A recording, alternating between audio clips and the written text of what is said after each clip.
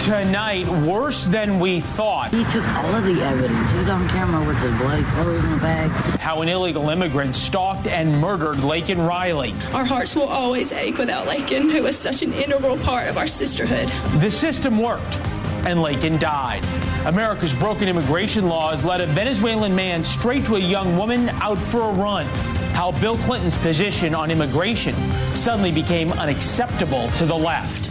Our administration has moved aggressively to secure our borders more. Beached closed. Miami tells spring breakers to take the party somewhere else. How do you end a decades-old tradition?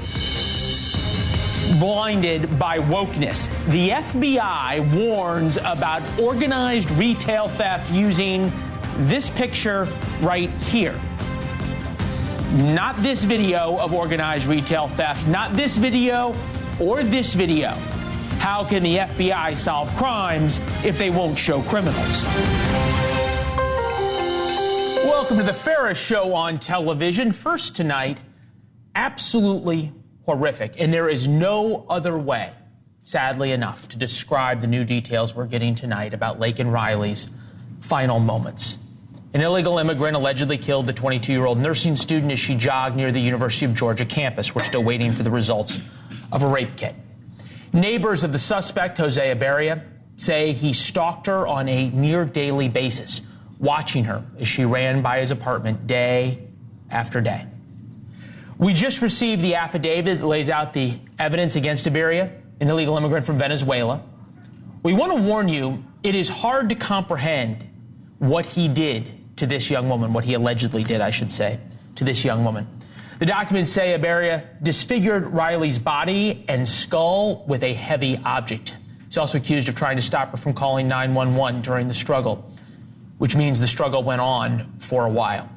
Afterwards, the documents say he tried to hide her death by dragging her body to a secluded area. What happened next is even more disturbing, and we're told it's all on videotape. George Will is here on how Riley's case is or is not changing the immigration debate in America. But we begin with NewsNation's Alex Capriello, who's got new details from Ibarria's neighbors and joins us live from the apartment complex where he lived. Alex, good evening. Hey, good evening, Leland. Yeah, the apartment complex is right here behind me, but you'll see I'm standing on the trail. This is where Laken Riley went on her daily run, connecting this to the University of Georgia and a beautiful lake system, a popular trail. But to what you alluded to, I spent my afternoon speaking to his neighbors. He lived here with about 4 or 5 others, I'm told, for the past 5 months. Rather disturbing details about his life here, about the fact that these neighbors would just see him daily outside, sitting outside that studio apartment, watching people go by, and that includes, in their opinion, Laken Riley, who went on daily runs cutting through the apartment complex to get to this trail. But what I really learned was more information about after the murder occurred. They say that they have video evidence of him taking bloody clothes and other evidence and dumping it in a dumpster right here behind me. Take a look.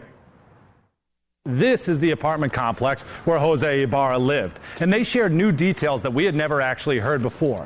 These neighbors tell me that they actually have security camera footage from their own Ring doorbell cameras that shows Jose Ibarra with bloody clothes and other evidence, taking them to these dumpsters and then ditching all the evidence. These people tell me that they handed over all of that footage to the police to be used as evidence. As for Laken Riley, these neighbors tell me that they often saw her running through this apartment complex, using it as a shortcut to get to this trail. And that as for Jose Ibarra, he was somewhat of a quiet loner who sat outside of his studio apartment, which he shared with 4 other people at all hours of the day, just watching the world go by. For that reason, these neighbors believe that Ibarra watched her run, knew her route, knew her path, and made his move. Yeah, and I'll tell you, each of the neighbors I spoke to are really nervous and scared about this whole situation. Obviously, a lot of the students here at the University of Georgia are as well. I'm still seeing a lot of people running on campus, and so that's a good sign that people are still resilient. But at the same time, there are several memorials here for Laken Riley. She was a beloved part of this community. As for this apartment complex, I really wanted to dig in. How are 4 to 5 different people that I'm told are undocumented immigrants living in a single studio apartment with 1 bathroom? The apartment complex isn't answering any of my questions right now. All right, Alex, keep on it. Great reporting on an incredibly difficult and sad story. Thank you. And we zoom out now. All over, we hear Laken Riley's death was a failure of the system. He slipped through the cracks. That's simply not true. The system worked as designed. Ibarra was able to cross the border illegally.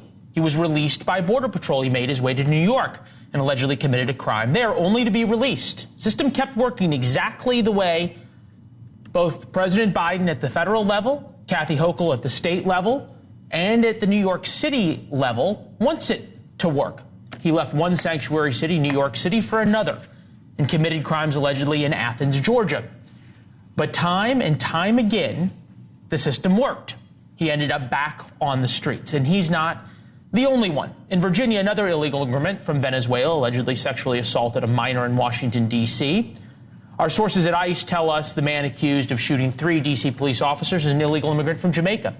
He was previously deported for crimes he committed. A decade ago, he was deported. He made his way back. In Inglewood, Florida, police arrested an illegal immigrant just yesterday for sexual battery. And in Massachusetts, another illegal immigrant is facing charges for rape because he allegedly raped a child in Delaware and had snuck back into the country. George Wills here, NewsNation senior political contributor. Look, it's important to point out not all immigrants are criminals and on and on and on. But at the same time, they have a very good record. They do, right? To the native population, right? No, they do. And at the same time, we see this situation where you have people coming from Venezuela, one of the most violent countries on earth, and being allowed to then just come into the United States. Look, the video of the 4 cops being beaten up by immigrants in New York City. This case, now the additional cases we just pointed out, we always hear the debate is changing about immigration. Is it? Yes. Graphic journalism is changing it, just as the police dogs in Birmingham in 1963 changed that debate. And when you can put a face on a problem, like the face of Ms. Riley, just as the face of Emmett Till, when the Chicago boy, when he was murdered in 1955 in Mississippi, changed forever the civil rights debate. We've seen this happen before, right? There have been other young women in particular who were murdered by illegal immigrants, and that was going to be an inflection point, and it turned out not to be. Maybe this will be. I think it's interesting to look at where Democrats are on this. This is Katie Porter, Congresswoman running for Senate in California, last night on CNN. Whenever we're dealing with violent crime, there is a sense of outrage, of sadness, and of loss. But I think the important thing to focus on is any one instance shouldn't shape our overall immigration policy. How is what is effectively, and I think reasonable people can agree, effectively we have an open border. How has an open border become a sacred cow for the left? Well, because they have a real problem, because here are people dying to get into our country that they describe as a racist hellhole of a country. So they have an immediate problem. Second, they don't like enforcement. They don't like enforcement of laws. And they don't like the idea that we should in some way privilege the people who are already here. Leland, this is our 3rd national episode on immigration. In the 19th century, it was tinged with religious bigotry because so many, after the potato famine in Ireland, came here. They were Catholics. In the early 1920s, in the 20th century, there was nativism. There were Southern Europeans and Eastern Europeans, and people thought that was going to change our Anglo-Saxon nature. This is different. Americans, I don't think, are against immigrants. They're against disorder. They're against the fact that an essential attribute of national sovereignty, control of the border, is missing.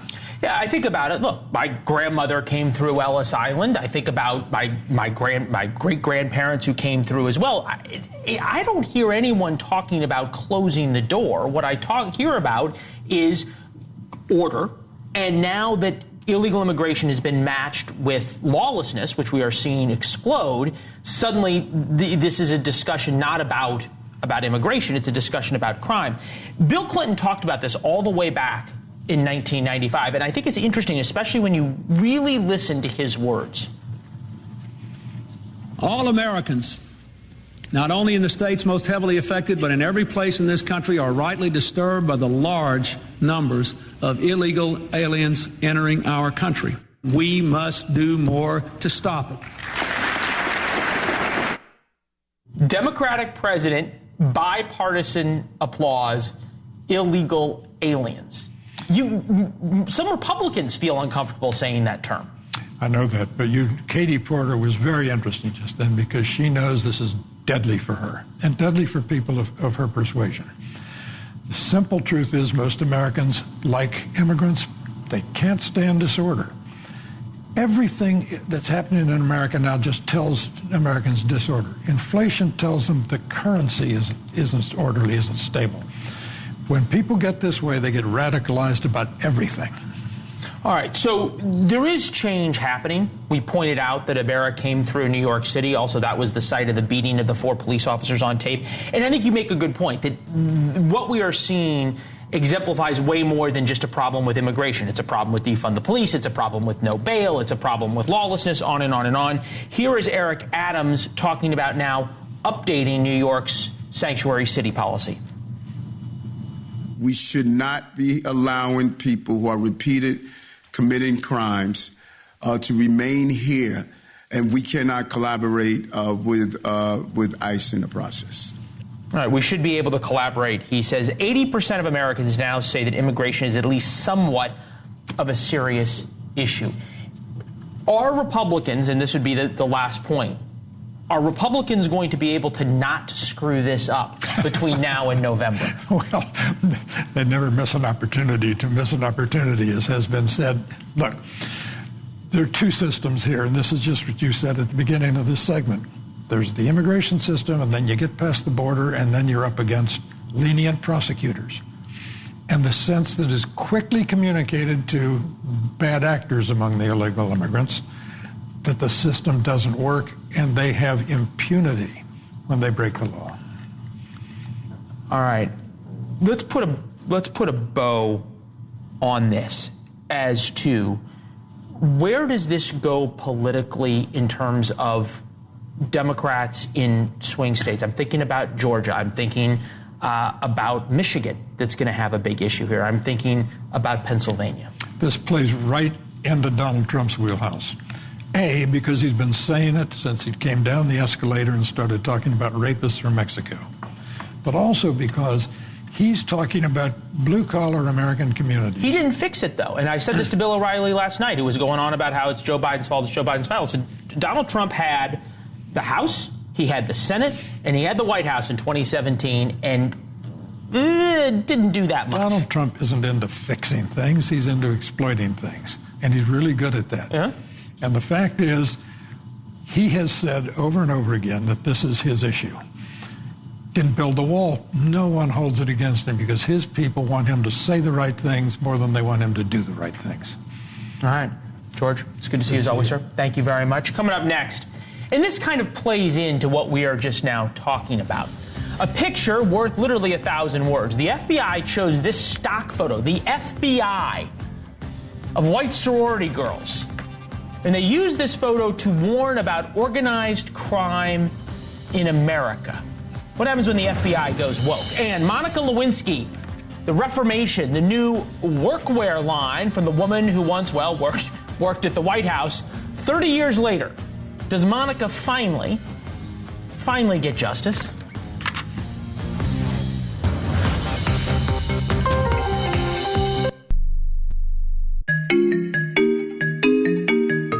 If I would have kept making only the minimum payments on my credit cards, my debt would have taken me 47 years to pay off.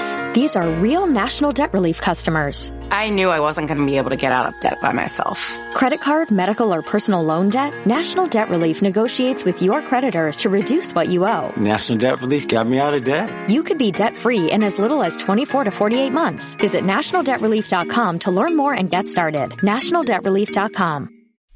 The rate of new HIV infections in African Americans is 8 times higher than whites. Hi, I'm Dr. Griffin Rogers, Director of the National Institute of Diabetes, Digestive, and Kidney Diseases at NIH. HIV poses a major threat to the African American community. Dr. Anthony Fauci, former Director of the National Institute of Allergy and Infectious Diseases at NIH, explains. There are many reasons why HIV rates are high in the African American community. Misinformation, a person's inability to get testing and medical care, and the fear and shame around HIV/AIDS are just a few. If you don't know you have HIV, you can't get the care you need. Getting tested to learn if you have HIV is important to prevent the spread of infection. Testing is simple, fast, and confidential. Visit AIDS.gov to find a testing location near you and information on home test kits. Follow us at NIDDK.gov. This is Dr. Griffin Rogers. Last week's AT&T outage lasted less than 24 hours, but customers were upset just the same. Many are asking if they can be credited for the downtime. Experts say it's not unheard of for service providers to grant credits for outages. In fact, AT&T has said it will give affected customers a $5 credit. A scam that specifically targets Xfinity cable customers has now morphed into a scheme targeting Spectrum customers. The two scams are nearly identical. They promise a 50% discount if you pay part of the bill up front with gift cards. It's not chicken and it's not pizza. It's Chizza. It's a brand new menu item from KFC combining two 100% white meat extra crispy fried chicken fillets topped with marinara sauce, mozzarella cheese, and pepperoni. The item became available in the U.S. starting this week. I'm Mark Huffman. Learn more at consumeraffairs.com. You're listening to NewsNation on the go, available 24/7 in the NewsNation app, or just say, Alexa, play NewsNation. Spectrum Business is made to work like your small business. Made to do it all with fast, ultra-reliable internet, phone, and mobile services. And made to work with a small business budget. Get 600 megabit per second business internet for just $49.99 a month for 1 year with select bundles. Plus, get an unlimited mobile line for free. Visit Spectrum.com/work to lock in this deal now. Learn more at Spectrum.com/work. Restrictions apply. Services not available in all areas. Peace. It's humanity's ultimate goal, but it seems so far away.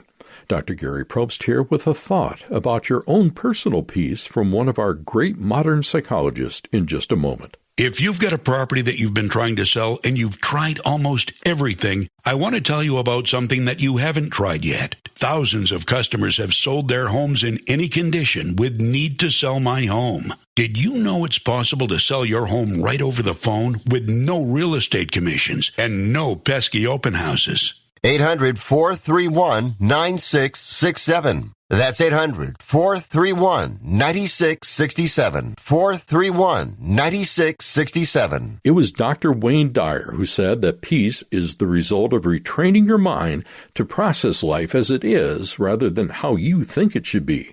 Finding peace means adaptation. We all have challenges. We all feel pain. But how we deal with it can mean misery or happiness. Dr. Dyer grew up in foster homes and orphanages. He overcame addiction and found a sense of peace from the study of spirituality. He went on to write more than 40 books, many of them bestsellers, and he gave hope to many. You can overcome the difficulties of your life. You just have to be determined and know that finding peace is hard work. But if you change your reaction to problems, you may just allow peace to be a part of your life. So seek peace by changing your thoughts. Oh my God. It's an organized theft ring in Oakland, California, stealing the cash registers. What you're looking at on your screen is just some of the organized shoplifting rings we've reported on for years. As you can see, the video fills the screen over and over and over again. There is not a shortage of people looting. Gangs that come into stores big and small, everything from the Apple Store to Nordstrom's to everything else. We'll put the video back up just so you can see how much of it there is. Retail stores have actually fired employees for trying to stop them, all while stores are losing billions upon billions upon billions of dollars. And remember, those billions upon billions of dollars end up getting charged to us, the consumers, because when the stores lose all that merchandise, well, they charge us more. The FBI finally decided to get on this case, and they put out a warning on Twitter about organized crime and organized retail theft. This was the picture they chose to put on Twitter. They didn't choose any of the thousands of videos we actually have of people engaged in organized retail theft, the thing they were warning about. They chose a stock image of two white sorority girls, and if you look really carefully, you can see the one in the gray trench coat allegedly putting a purse into her trench coat. Former FBI Special Agent Thomas Baker is here, author of the book Fall of the FBI. Mr. Baker, how is it that the FBI is supposed to catch criminals if they're afraid to put their faces on Twitter? Leland, this is an example, a continuing example, and a very graphic one, of the danger of the woke culture today and the woke culture that has permeated the FBI, beginning under Mueller and continuing under the disastrous leadership of James Comey. I mean, it would be a joke and be funny, except it's not funny. Why do you say it's not funny? This is the tweet. Americans learn what the FBI does to combat these crimes on the federal level to protect shoppers across the country is the tweet. You say it would be a joke, but it's not funny. It's not funny. Why isn't it funny? Well, the merchants who are being robbed and vandalized by mobs in their hoods and everything else are not these two young, well-dressed women are not representative of the kinds of mobs that are attacking these stores in every big city in America today and actually putting a lot of people out of business. And it's a fear of offending people that causes the FBI to pull out the stock photo of two very well-dressed young women. Yeah. It's ridiculous. And last I looked, there were over 6,000 comments on this tweet on the FBI's official website, and almost every one of them thinks this is ridiculous. But it's not funny. To be fair, we asked the FBI for comment. We asked them why they chose this photo. We asked them if they had ever busted an organized theft ring of people who looked like this. We had a whole lot of questions, and none of which they were interested in answering. They didn't even get back to us, ghosted us, in the words of one of our producers. I think about this sort of dystopian reality, right, we're living in. Girls can be boys. The founding fathers, according to Google AI, are black. Organized retail theft is done by white sorority girls, on and on and on. It's one thing for that to be part of the culture, fine. I'm wondering if it actually permeates beyond the FBI's PR team that runs their Twitter account into law enforcement that the FBI is supposed to carry out. Absolutely, Leland, and this is the problem, and this is the problem I and others are writing about. This particular instance, it maybe is not that dangerous, and it's almost laughable because nobody believes that these two young girls are representative of that problem. But another example that came up in recent months is the FBI's analysts, these woke analysts, came up with this scheme to target traditional Catholics, seeing them as a problem. And of course they're not. They're not the problem. They're not a problem. And there's no legitimate reason for targeting them. But this is one of many manifestations that are coming forward of the woke mindset where these intelligent... We had this situation, right? There was a time that under J. Edgar Hoover, the FBI had other problems than it does right now. Is it possible to bring it back? You talked about Mueller and Comey, who were more politicians than they were law enforcement agents. I would put Louis Freeh in the sort of the old world of an FBI agent's agent. But now you go through Mueller, you go through Comey. Now you have Wray. Does Wray seem to have any interest in changing this? Well, so far he seems not to recognize the problem. Every time one of these problems come to the fore, his response is, well, those people are no longer with us. We got rid of the bad apples. But there's an underlying cultural problem that started with Mueller and then Comey. And you're right to exclude Louis Freeh, because Louis Freeh was of the old school. The old school when agents ran the shop and where we were trained and we followed the Constitution. There's a lack of attention to the Constitution. People are imposing their own political viewpoints in the mix here. And the culture has to be addressed. Yes, it's very scary. Yeah, no, it's terrifying. It's one thing when people sort of have a political view and they run retail stores and say not to chase criminals. It's another thing when the guys with the badges have the agenda, which, as you point out, some of them do. Good to see you, sir. We appreciate it. Thank you. Speaking of the FBI, thank you. Speaking of the FBI and justice, there's an old saying, justice delayed is justice denied, but justice in a way is finally coming for Monica Lewinsky, all of you 1990s fans. She now has her own clothing line from a brand called Reformation, and she's going to focus evidently on workwear. As people have pointed out, at 50 years old, Monica looks better than ever. And her clothing line is going to partner with Vote.org. It's titled You've Got the Power, a far cry, literally, from when she was known as then-President Bill Clinton's girlfriend. But I want to say one thing to the American people. I want you to listen to me. I'm going to say this again.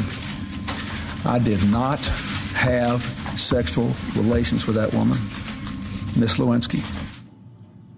It started, of course, with the denial, but we can never forget what Hillary Clinton did to Monica Lewinsky, nor what Bill Clinton's supporters in the liberal movement did to Monica Lewinsky. Looking back, we can agree few people have been treated more unfairly in the past 30 years than Lewinsky. She was vilified by the left and exploited by the right. She became a punchline of late-night jokes. In fact, she was preyed upon by the President of the United States. Even in the age of Me Too, the left still doesn't treat her like the victim she was, and she actually was a real victim. But finally now, at 50 years old, Monica Lewinsky has justice, or at least her very own clothing line. Coming up next, ice cream makes everybody happy, including evidently President Biden. What the president was really saying when he promised Israel and Hamas, well, would make a deal. My national security advisor tells me that we're close. We're close. It's not done yet. And my hope is by next Monday, we'll have a ceasefire. Give us a sense of when you think that ceasefire will start, sir? Well, I hope by the beginning of the weekend. The end of the weekend. At least my national security advisor tells me that we're close. We're close. It's not done yet. And my hope is by next Monday, we'll have a ceasefire. All right, while eating ice cream with late-night host Seth Meyers, Biden casually dropped that he hoped for an Israeli-Hamas ceasefire by next week. Call it mint chip diplomacy. Body language expert Patty Wood is with us. All right, Patty, everybody's hopeful, right? When you're eating ice cream, everybody's excited and hopeful. But what was the president really telling us? Well, it's created a gotcha moment for him because eating body language is joyous, buoyant, it makes you smile, it's silly, and he's stuck with an ice cream cone in his hand, and he's ask about a ceasefire in Gaza. So his body language naturally does not match that question, that the seriousness, the gravitas of that. So they created that moment for him, but he does subdue his body language as he's asked the question. What I liked, what made me feel safe about his answer, safe about the situation, is he answered calmly and matter-of-factly with a certain level of confidence in it. And that voice, the paralanguage cues, that matched the question in a way that showed authentic belief that it can happen, that the ceasefire can happen. It looked crazy because he's got an ice cream cone in his hand. Well, look, we've obviously followed the president's issues when it comes to speaking extemporaneously and in these moments over the past couple of years, and we've seen him have some hard times. You and I have talked about him. He was actually sort of at his best at this moment, and I think what struck me, and we'll play the clip, without the sound again, but he sort of started to answer, and then he kind of stopped himself, and then he restarted. Was that authentic, or did he have the second part of that answer pre-planned? Well, part of that is he's had a stutter since he was a small child. And so sometimes people with a stutter have learned to start again to get clearly through a statement. But also, I think it was that switch. He wanted to make that switch of I was just asked a question about something incredibly serious. I want to make sure I match that. I come to that place of seriousness in his demeanor. So I didn't feel like it was he was puzzled or searching for the right answer. I didn't see any of that, the stuttering. You almost think if they put him in more situations like that, he would do better. He was on Seth Meyers' show as well. It's kind of an odd place to talk about Israel, Hamas, and do that rather than say from the Rose Garden or talking to reporters boarding Marine One or whatever, but that's where he chose to do it. Here he is talking about Israel, which obviously he has a big problem with when it comes to Arab Americans. He's trying to put a lot of pressure on Israel. Here he is. Take a listen. Israel has had the overwhelming support of the vast majority of nations. If it keeps this up without this incredibly conservative government they have, they're going to lose support from around the world. How does he look so different there than he did in the ice cream shop? Well, I think here he's doing this gesture that I think is meaningful. He is holding his hands in a slight grasp, palms down, because he, in this moment, is being asked can he calm down this situation in Gaza? Can he make Israel make the right decisions? So he's holding that down. And as he is further into this statement, you actually see him make a patting down motion as he talks about the situation. I kind of like that. It makes me feel like he's in control of the situation. He's not flailing his arms out like this. So there's another politician who kind of does that, isn't there? Kind of flails their arm. There's another politician that kind of flails their arms. I wonder why they came to my mind this evening. I don't know. But we're not going to talk about him. We're going to talk about Nikki Haley. And she keeps getting asked at every interview. I asked her, everybody does, what's your path? Are you going to stay in? There's the primary in Michigan tonight. She's going to almost certainly get trounced in that. Then comes Super Tuesday, and she was asked, are you going to stay in after Super Tuesday? Take a listen. I can tell you that we raised $1 million in 24 hours after the election in South Carolina, that we are continuing to see the dollars come in because Americans want a voice, and we're giving them that voice. And as long as Americans want me to be that voice, I will continue to fight for them. As long as we think that there is an option, we're going to keep on doing it. What do you think? It looks odd, and here's why. Because in reality, she is holding her from the shoulder down to the elbow, tight to her side in a freeze response. That's a stress response. That's fear. But she's trying to cover it by gesturing from here. So it looks absurd and it looks unnatural, and you can tell because of the combination of fear close to the body and the flailing gestures and even the circling that she's scared and really kind of looks like she's trying to get out of quicksand, which is that question to her. Can I get out of this situation? Body language is beautifully symbolic. It just shows up every time. Yeah, I'm thinking about the times that I've interviewed her and sort of how her body language has changed.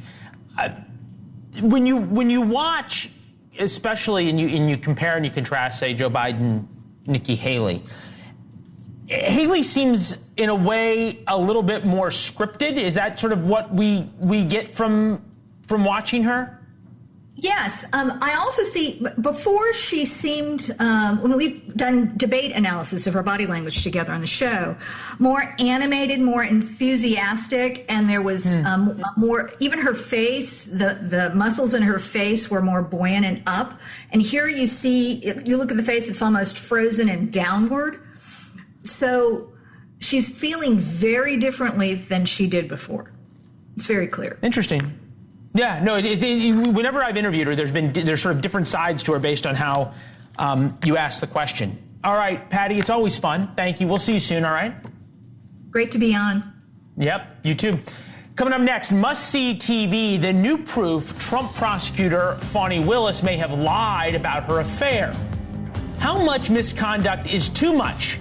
And can a lying prosecutor ever be trusted?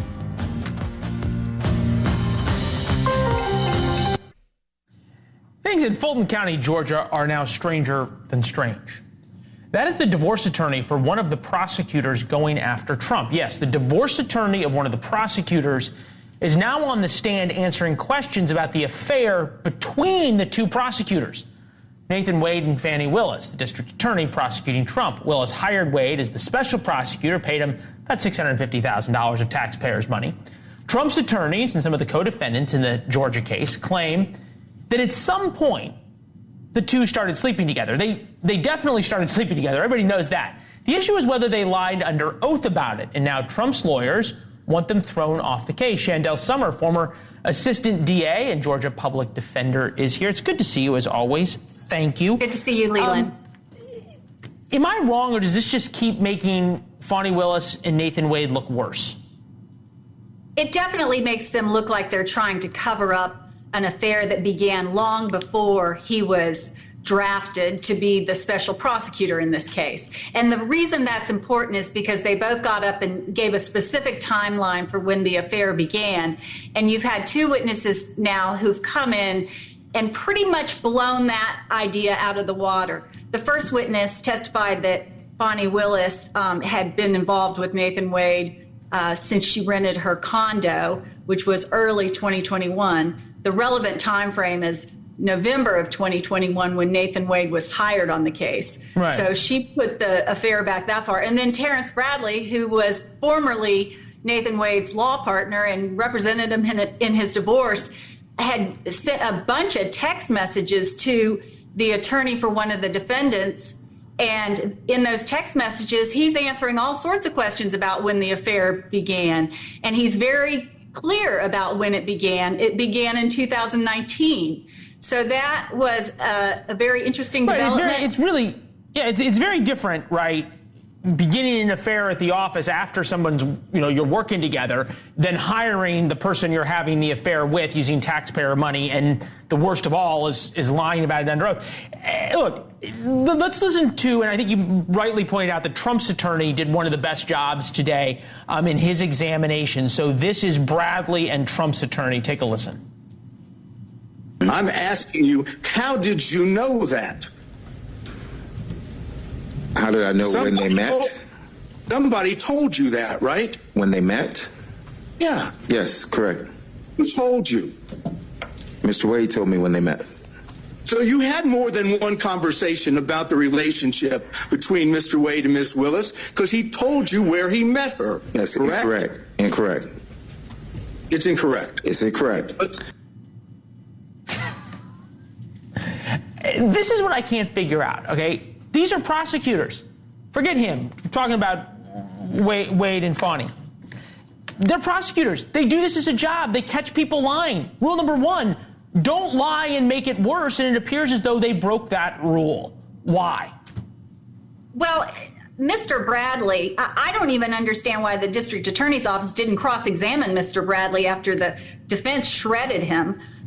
Because they could have easily come in and said that there was bad blood between Nathan Wade and Terrence Bradley, and so he had a motive to try and hurt him by sending these text messages to Ashley Merchant. But the state didn't do anything after the defense really resoundingly proved that Terrence Bradley was evasive and basically would not answer the questions. Do I have it right? I mean, just in terms of not cross-examining, do I have it right that the judge in this case gave a campaign contribution to Fani Willis? He may have done that. That's not a disqualification to give a campaign contribution to someone. Okay. In fact, I think Ashley Merchant gave a campaign contribution to Nathan Wade. But the judge in this case did an excellent job today of he's really been very good. Narrowing very the issues. Absolutely. Yeah, the judge has been probably the judge has been the star. He seems fair. He seems like he's searching for the truth, which used to matter. Hopefully it does now as well. Good to see you as always, Chandel. Thank you. Thank you, Leland. Here's a challenge for you. How do you end spring break? Seriously. Miami Beach wants to say so long to the crowds and craziness of spring break. Will the college kids listen?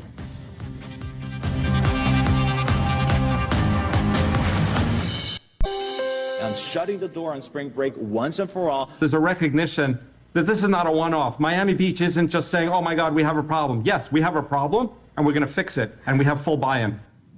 There will be no fun of any kind. So says Miami Beach's commissioner and mayor. So long to spring break. They're done. They say years of bad behavior, all the huge crowds, all the mess, 2 deadly shootings during one weekend last year, kids hopping up on parked cars. Spring break in 2023, the kids took over Ocean Drive in South Beach. 2 people were shot, 1 died. 9 people were shot in Hollywood, Florida on Memorial Day. And the cities have said they've had enough. Fort Lauderdale is going to charge $100 for parking. Miami Beach is going to close their parking garages altogether. Philip Levine, former mayor of Miami Beach, is here. Look, I understand why Miami Beach wants to do this. Is there any chance the college kids are going to listen? No question about it. Miami Beach is doing all the right things, and this new mayor is a law and order mayor. His name is Stephen Miner. The fact of the matter is, Miami Beach has changed. Miami Beach is not a spring break place. Miami Beach is the capital of culture. We have Art Basel. We have incredible historic Art Deco to look at. We do not want to be the party crazy capital. When you think, Leland, of what's happening in American cities, Chicago, New York, look at the chaos, San Francisco. We do not want to be them, and we're doing everything we can to not be them. They used to call Miami Beach the sixth borough of New York, and that was a compliment. Today, that's a horrible insult. We do not want to be the sixth borough. We want to be a clean, safe city. All right, fair enough. This is some of the local businesses and how they feel. Take a listen. You push them here, it pops out there. You shut down the town, it's like that's when they get mad. And that's when stuff happens. They've spent money, they're coming here. Now what are you going to do? You're going to create the chaos. To be fair, how do you separate, right? Because there's a lot of people who are going to come to hotels and spend money. You can't just shut down Miami Beach. It by definition means making some decisions about who gets to come into Miami Beach, who doesn't. You know people are going to say, oh, it's racist, oh, it's this, oh, it's that. Yeah. Leila, let me tell you something. You're always going to find the vested interest, the bar owner, the club owner, the folks that create the chaos on Ocean Drive. They'd be happy to speak and continue this mess. But let me tell you, the people that are investing big money in this city, the people that are paying huge real estate taxes, the families that are living on Miami Beach, they want this gone. So you're always going to have those kind of voices. And guess what? We're pushing them out. We'll push them back to Fort Lauderdale. We'll push them up to Daytona Beach. Matter of fact, what we'd like to do is push them back to the cities that they came from. We want a different type of tourist in Miami Beach. We want a peaceful tourist, a tourist that actually stays at the hotels and not six to a room. We want folks that don't bring guns. We want people that don't drink on the streets. We want a different class of tourists, and that's what this city is going to do. You know, Mayor, I'm smiling because there's a few politicians left who give their customers, meaning the voters, actually what they want. And you are among that group. It is good to see you as always. We appreciate it. I know you've got more free time coming up. We're looking forward to having you on the show more often, all right? Thank you, Leland. Yeah, thank you. It's always fun to chat. All right, now time for some of your thoughts. Scott replied to War Notes, our newsletter, when will folks start facing the real elephant in the room, which is the death of the Republican Party and the quickly declining Democrats, seemingly on life support. Both parties, thanks to extremist ideologies. We need to start rebuilding something that looks like mainstream America. Well, Scott, that actually starts right here. And it starts with you, Scott. It starts with all of you watching. You're watching a cable network that doesn't take sides. We cover both sides fairly. We cover both sides aggressively. That's necessary to bring the country back together. When everyone's just listening to their side and their side always being right is how we get the extremes. Maxine replied to War Notes, my husband and I watch On Balance every night. Thank you. We started watching after October 7th, encourage both our friends and family to do the same. We love your unbiased coverage. Why have you not been covering the Israeli war after you returned from South Carolina? Please keep us up to date on the Mideast conflict. Thanks, Maxine. We appreciate your support. We do cover Israel's war with Gaza. As news warrants, we did today. President Biden talking about a ceasefire. That seems far-fetched. We certainly covered it yesterday with the push by Arab Americans to vote uncommitted in Michigan's Democratic primary. They're protesting President Biden's support of Israel. We're going to let you know how uncommitted did on the ballot tomorrow. Harry replied to War Notes last Thursday before the South Carolina primary, saying, would it be possible for Nikki Haley to attend the Republican convention and have her team lobby for states' delegates? NewsNation has one heck of a network. Excellent commentators, anchors, and journalists keep up the good work. Harry, we appreciate it. Please tell your friends about War Notes. Tell your friends about NewsNation and what we're doing here. That's the biggest compliment you can give us and keeps us employed, because when more people watch, the ratings go up. And to answer your question, anything is possible.